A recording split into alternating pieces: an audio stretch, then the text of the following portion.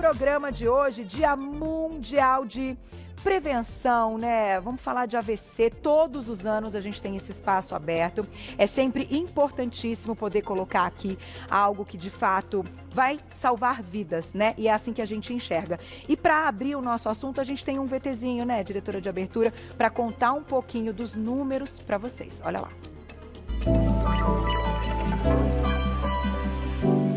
Uma em cada 4 pessoas terá um acidente vascular cerebral ao longo da vida, sendo que a prevenção pode evitar 90% dos casos.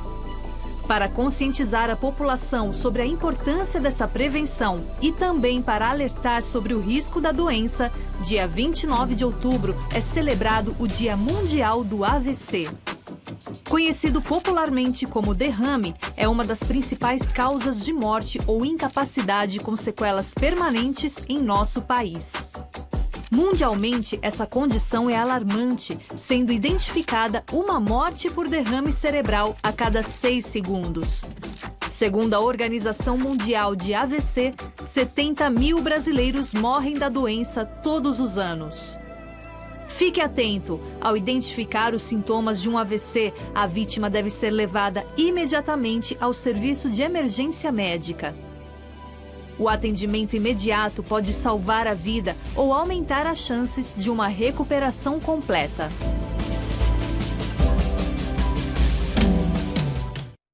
Tá aí, gente, os números são altos, né? E sempre, eu acho que o espaço aberto para falar do assunto de uma forma muito sincera e muito transparente é o melhor caminho. Então mandem perguntas no @VocêBonitaTV, porque ela está de volta, neurologista, referência na área, doutora Ana Paula Penha Dias. Bem-vinda.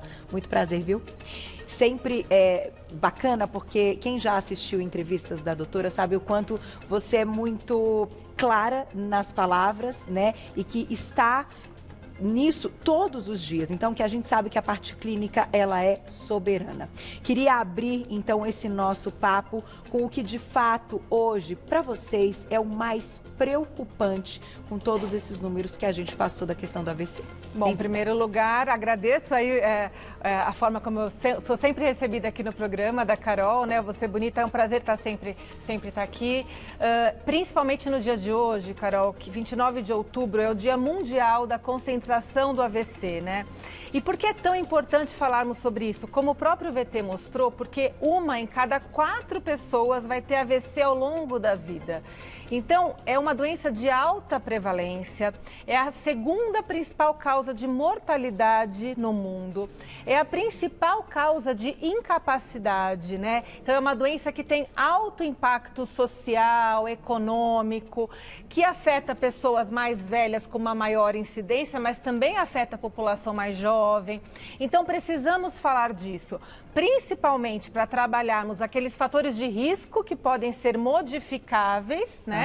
Que a gente pode evitar um AVC, e também precisamos falar, no caso de se acontecer, o que eu devo fazer para tentar melhorar a evolução e reduzir sequela. Sem dúvida. A gente vai mostrar aqui, né, até já começando com alguns sintomas, o pessoal de casa ter essa ideia. É importante que a gente saiba. É claro que a doutora vai explicar para a gente se tudo isso pode acontecer de forma unida, então, ao mesmo tempo. Eu vou pedir para jogar nessa maiorzinha, meninos, que o escrito ali no branco dá uma embaralhadinha. Então, vamos lá. Sintomas de AVC, vai entrar para vocês os principais, que é desvio na boca, dificuldade para falar, a gente tem a dificuldade para enxergar, formigamento ou fraqueza em algum lado do corpo.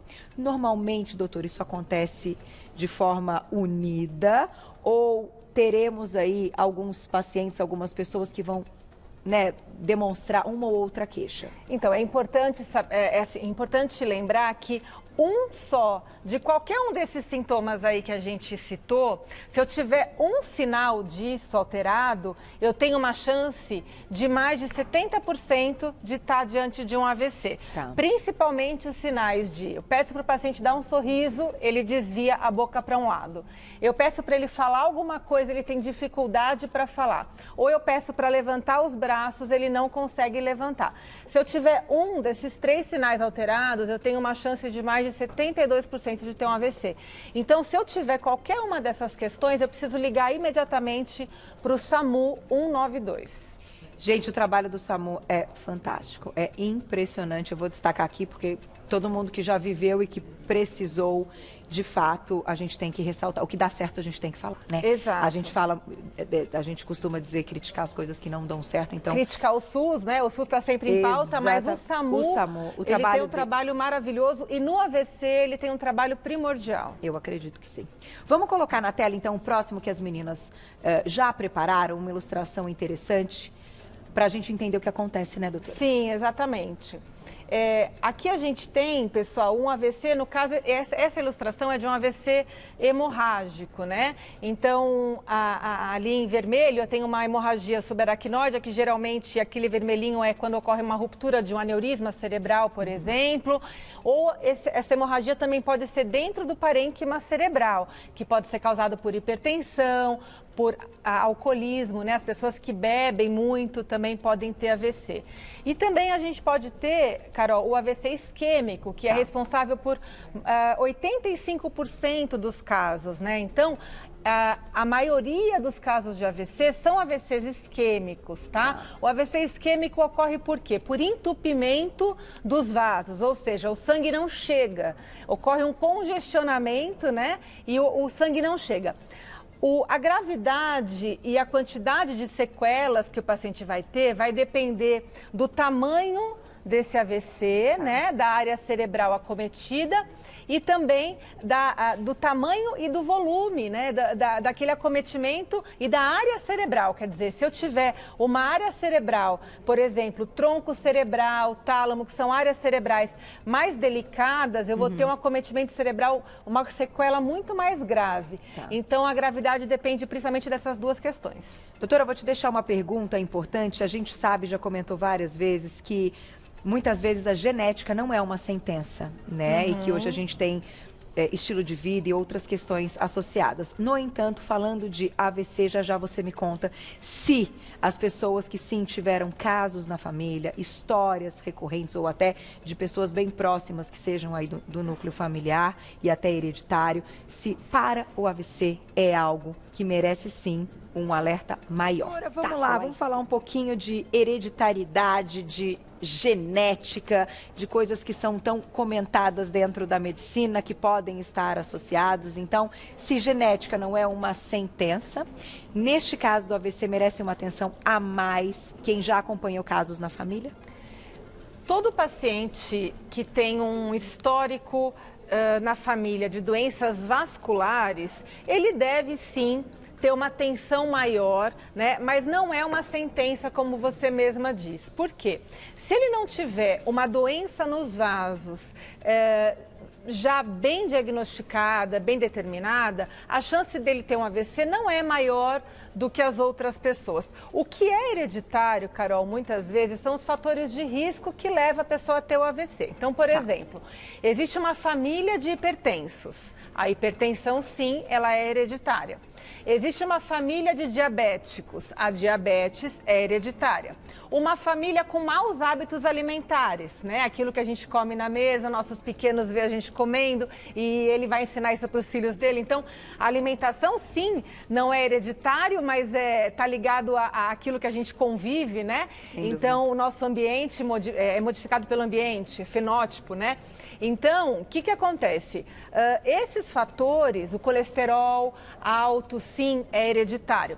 Então, essas condições somadas levam uma pessoa a ter um maior risco dentro da mesma família. Mas o AVC isoladamente, não. Ele não tem essa característica genética. São os fatores, então, que é por isso a conscientização nesta data. Exato. Porque isso a gente pode mudar. Exatamente. Né, tem uns sinais, então, a gente comentou alguns sintomas e queixas, mas tem aí algo importante para a gente falar, que é uma das formas de identificar o AVC pelo teste do do SAMU. Conta pra gente. Exato. Então, o teste do SAMU é aquilo que a gente brinca, né? Aquilo que eu falei. Pede para o paciente dar um sorriso, né? Eu peço para ele sorrir, eu vejo então que a boquinha entortou para um dos lados. Eu peço para ele falar alguma coisa, uma frase, uma mensagem, e ele se enrola para falar, a fala sai meio emboladinha. Eu peço para o paciente o abraço que a gente fala. Tentar dar um abraço e levantar os braços, um dos braços cai. Se eu tiver um desses sinais alterados, eu ligo imediatamente para o SAMU. E aí, Carol, eu queria salientar uma coisa. Por que é tão importante esse socorro imediato? E eu costumo falar para as pessoas, não espere nem um minuto, né? Porque tempo é cérebro, né? Não é para esperar, vamos ver se é nervoso, vamos esperar o paciente dormir, descansar um pouquinho, vamos deixar o paciente ver se a pressão abaixa. Não. Se eu tiver um desses sinais alterados, imediatamente SAMU. Por quê? Porque existe uma medicação que pode ser feita no hospital, que é uma medicação endovenosa, que o paciente pode receber e pode reverter o AVC. Uau. Só que essa medicação, que é o trombolítico, que pouca gente conhece, ela só pode ser feita, Carol, se ela for feita nos primeiros minutos, em até 4h30 do início dos sintomas. Então, o tempo que a gente tem para fazer é muito curtinho. Por isso é importante o socorro muito rápido. E nesse momento de pandemia, a gente já falou várias vezes, mas vale ressaltar o quanto as pessoas estão com um certo receio de procurar essa ajuda hospitalar por causa do Covid. E que nesse caso é uma questão de vida e morte mesmo, né? Falando bem, de forma bem clara, né, doutora? Tem que ter todos os outros cuidados e protocolos, mas que o primeiro passo e o mais importante é buscar a ajuda. Exatamente. Certo? Durante a pandemia, né, houve aí até um aumento do número de AVCs, porque o Covid aumentou um pouquinho o número de AVCs pelos efeitos trombóticos do vírus, né? E a gente observou também uma demora muito grande, um atraso das pessoas chegarem ao hospital. Tá. Então, pessoas chegando com 2, 3 dias, a gente que está na assistência, que vê os pacientes, então a pessoa demorava não horas, mas dias para ir para o hospital por receio da pandemia. E isso realmente aumentou a morbidade, aumentou as sequelas e aumentou a mortalidade. Então, existe uma campanha da Sociedade Brasileira de Doenças Cerebrovasculares, né? Uma campanha também mundial, da Academia Brasileira de Neurologia também, que é AVC não fique em casa. Né? Qualquer sinal de AVC, imediatamente vai para o hospital. Perfeito. Perguntinhas do público na tela, quem escreveu pra gente, olha lá. Um beijo, Amanda, obrigada. Os jovens podem ter AVC? Sim, Carol, os jovens podem ter AVC. O AVC em jovem tem aumentado, tá, nos últimos anos. Várias pesquisas já estão mostrando essa questão, né? Porque os jovens estão tendo mais fator de risco. Então, o AVC abaixo de 45 anos, antigamente que era restrito a pacientes com doenças de trombofilias, doenças reumatológicas, né, inflamatórias, hoje em dia os pacientes mais jovens têm tido AVC pelos mesmos fatores de risco. Obesidade, tabagismo, diabetes, hipertensão, estresse. Estresse, né? Estresse, quer dizer, o estresse crônico. Precisamos combatê-lo, né? Porque o cortisol alto aumenta o risco de AVC. Então, sim, o paciente jovem pode ter AVC. Mais perguntinhas do público, olha lá. Obrigada, Carol, minha xará. Um beijo pra você. Eu usei Aplique por um tempo e hoje em dia, quando passo as mãos na nuca ou quando vou pentear o cabelo, sinto dores. Será que afetou alguma veia da cabeça? Será que posso ter AVC? Já tive trombose nas pernas. Pergunta interessante. Bom, não, a questão capilar, né, as pessoas que fazem aí implante de cabelo, fazem tratamento, né, pode ter sim uma sensibilidade maior no couro cabeludo, isso tem a ver com um tipo de dor de cabeça, né? Tá. Uma cefaleia tensional ou uma alteração de sensibilidade no couro cabeludo mesmo. Mas isso não tem nada a ver com trombose, tá? Trombose não. Trombose é uma questão interna do cérebro de veias que não tem nada a ver com tratamento capilar. Doutora, eu preciso encerrar, mas essa pergunta acho muito importante que você citou a questão dos jovens e me veio na cabeça algo específico. A gente está num tempo e num momento que as coisas mais perigosas, elas acontecem e muitos jovens fazem uso de remédios, de medicamentos, pela questão de emagrecimento, para aumentar a massa muscular. A gente já falou de anabolizante aqui, a gente já falou de um monte de coisa ligado a esse, né, a essa questão que é importante dos jovens. Isso pode estar associado? Com certeza, Carol. Medicações, drogas que os jovens usam, né? Medicações que usam sem prescrição, que aumentam, aumentam os fatores de coagulação. Drogas mesmo como cocaína, né? Também pode dar mais AVC, mais infarto do miocárdio. Então, os jovens são um grupo aí que a gente precisa ficar muito atento a essas doenças cardiovasculares, do coração e também do AVC. Perfeito. Doutora, muito obrigada mais uma vez. Obrigada, Você sempre Carol. incrível, né? Como eu disse no início, transparente, clara, objetiva. Isso salva vidas, gente. Que bom tê-la aqui com a gente. Vou deixar um Instagram pro pessoal para te seguir. É o @doutora abreviado. Ana Paula Pena, né? Fica Pena, não tem o acento. Ana Paula Pena, de tudo Penha. junto. Então, doutora Ana Paula Pena, tudo junto, o site neuroanapaulapena.com.br. Tirem todas as dúvidas, gente. Como você disse, então, AVC não fica em casa. Obrigada, Vamos salvar Carol, vidas. e parabéns Obrigada a você. amanhã já.